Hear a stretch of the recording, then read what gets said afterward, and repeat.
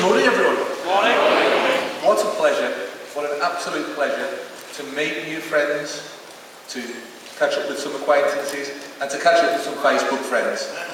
What a pleasure. In 1994, a pub in Kent decided it was time to start advertising plough persons' dinners. Hackney Council don't have manhole covers. They have personal access chambers. In 1999, Telford Council replaced Father Christmas with Mother Christmas. Haringey Council don't like blackboards. Chalkboards, not blackboards. Kind of blackboards, obviously very racist. And a favourite of mine, Tesco in 2001 decided it was wrong to stock a favourite pudding item that we might all remember. Spotted Dick. Now Spotted Richard.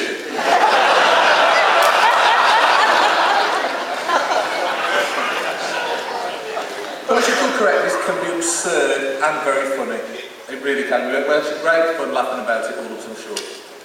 The trouble is, the effects of it are far from funny. We've seen a recent case of a couple in Essex who were looking to foster children. They went through a long process, quite rightly so, of making sure that they were appropriate to do that role. At the end of it, they were turned down. They were turned down because the father had smoked 2 cigars in 12 months. Now that child that they were going to foster no longer has a family to go to. These people have got to go right back to the start of the process. Political correctness affecting the efficiency of how we run our systems in our country and affecting people's lives. How many times have you heard people say, "Oh, you can't say that. That's not politically correct. Oh no, we can't discuss things, we can't have a democracy and an open debate, that's awful." PC creates an atmosphere and an environment where freedom of expression is stifled. Without freedom of expression, what hope have you of a democracy? Indeed, political correctness can take the form of straightforward censorship. Classic literature and films have been altered in recent times because they don't suit the modern PC way of looking at things. Many of you might know that the Dam Busters film has been altered to change reference to the name that was given to the dog in it. It was not a politically correct term. And also, strangely enough, Beauty and the Beast is racist. Asterix and Tintin, also racist. And of course Enid Blyton, well, write her off. But a favourite of mine is that Thomas the Tank Engine is sexist. That fat controller is the rotter in it. Now, recently, it's been in the news that teachers have been shying away from talking about the Holocaust for fear that talking about this and the reasons it led to the creation of the State of Israel will offend Muslim children. Now, if you don't teach about the past, how on earth can you take decisions for the future?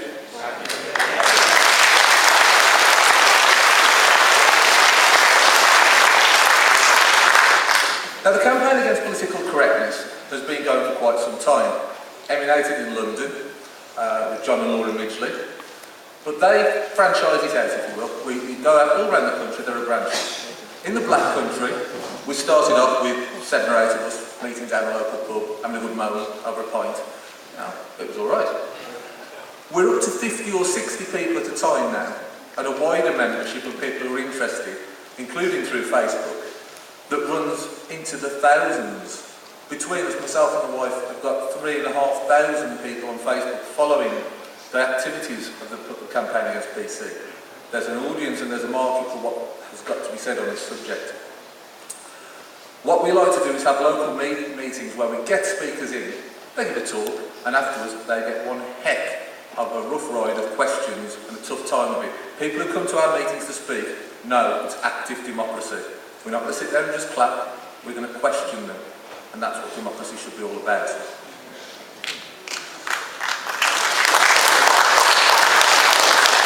It's my belief that we live in a post-political correctness society. But I mean that the process of altering our society through PC has already happened. We're already there. We may hear of high-profile examples of political correctness getting stopped.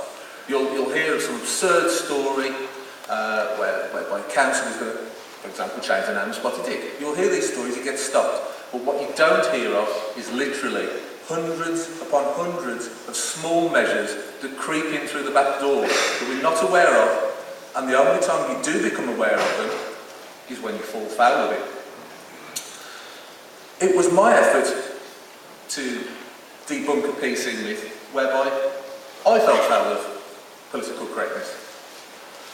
I was out with my wife and we were shopping in a lovely town nearby to us of Ludlow, and as we went round the market we saw on sale at the stores gollywog dolls. Now, I haven't seen one of those in absolutely years, and I thought, still have one when I was a kid, but we'll buy one.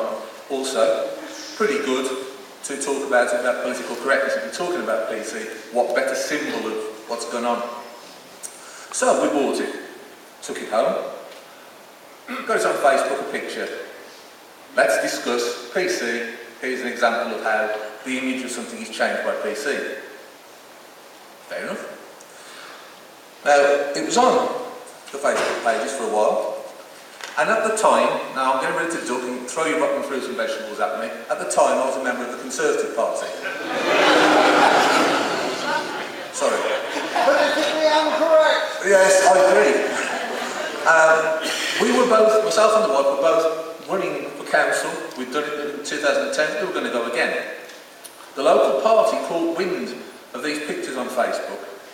Now, it might well be that they didn't like us as people. I can concede that. Maybe they didn't. Maybe they didn't like our politics, but whatever it was, next thing you know, we were reported to Conservative head office. Well, I didn't mind. I thought, that's okay. Let's have a discussion about this. I'm sure they're sensible people. Next thing I know, through email, on my birthday, which was kind, I appreciate it, we both got suspended from the party for 30 days. Suspension on the grounds that we were indulging in behaviour that might bring the party into disrepute. Holding a toy doll. I think they've done a lot more to bring the party into disrepute in the recent times than we ever could.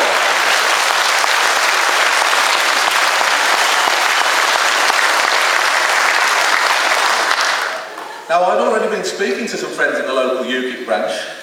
Speaking, let's put it this way, they'd been giving me a bit of a rough time saying why someone doesn't believe in the EU and the Conservative Party.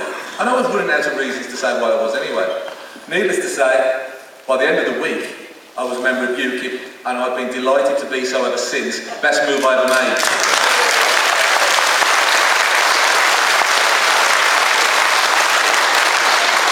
Since then, I've been allowed to pursue actively the things that I think really matter. Personal freedom, personal liberty, and fighting against the nanny state and all of the ways that they try to control us. A great example of this, and if any of you will have heard of this, I'm sure you will, a place called Stony Stratford. Now, there was a smoking ban that they proposed for Stony Stratford, whereby not just in the pubs, but actually in the streets walking around the town, you wouldn't be allowed to smoke. Apparently the local council thought it was an absolutely atrocious, terrible thing, that people might drop their butts on the floor, who knows, something terrible. Well, fortunately, a group of people got together and organised a rally against this, and in a packed pub of 200 people who were well and truly up for the fight, I was delighted to give the message on behalf of the Freedom Association, which is linked with the campaign against PC, that this was a nonsense. I was the warm-up that a somewhat bigger act, and Mr Farage came on later. But the great news is, we won the day. That ban and the efforts to put it in have been stopped.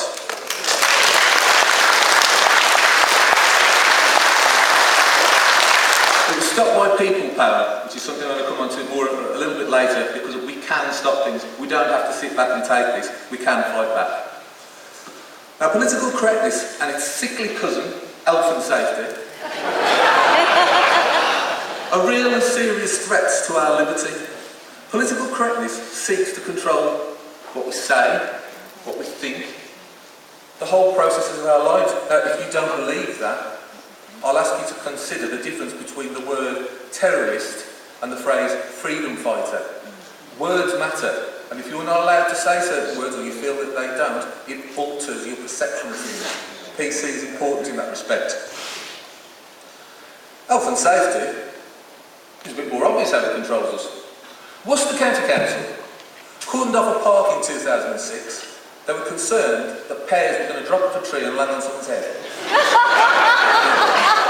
Now, if you know the crest of Worcester, it is pears, so it's doubly ironic.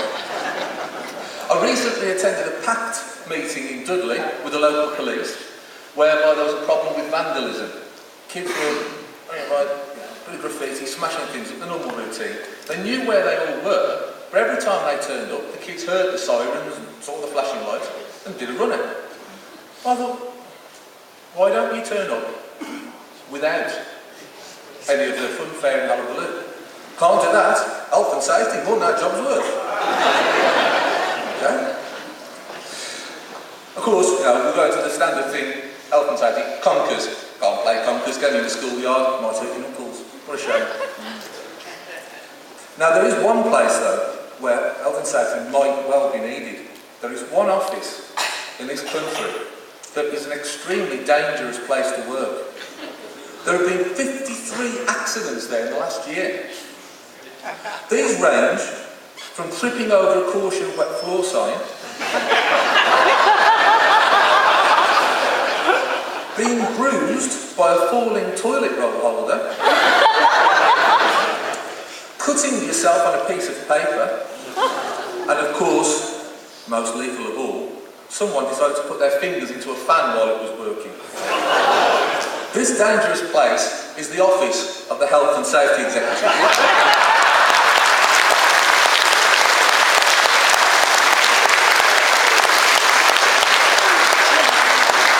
Now, I worked in the steel industry for 20 years, and nobody needs to explain to me that we need sensible health and safety regulations.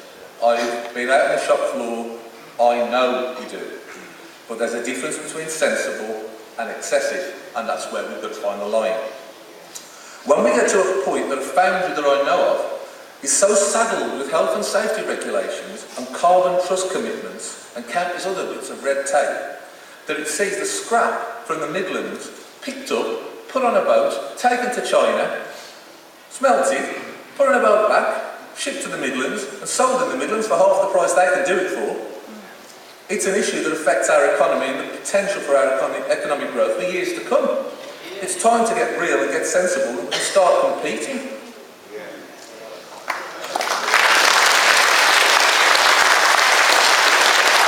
Our country is an economic mess. The debt and the deficit are out of control. We run the risk of financial catastrophe, and our children's opportunities for generations to come have been thrown away by Labour and Conservative governments, saddling them with debt after debt that they will spend generations paying off. We can no longer tolerate the whims of the politically correct liberal elite, showing how they want to slow down our economic efficiency and stop our people from speaking their minds. If it's a modern-day thought crime to reject political correctness and all it entails, then I, like I hope a few of you, will plead guilty to the following. I believe in freedom of speech and expression coupled with vigorous and open debate. I believe the state has too much power and we are taxed too much to pay for it. I do not believe in man-made global warming, and I do not believe in taxes to accompany the myth.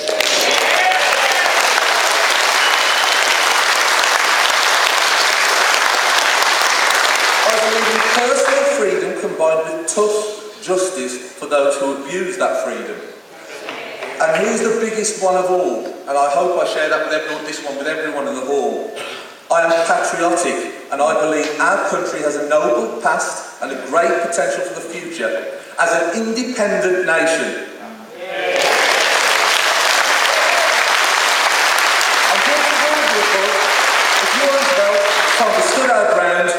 only one party, the common sense, straight talking party that can make a difference. That's UKIP, and you are the people who can help make that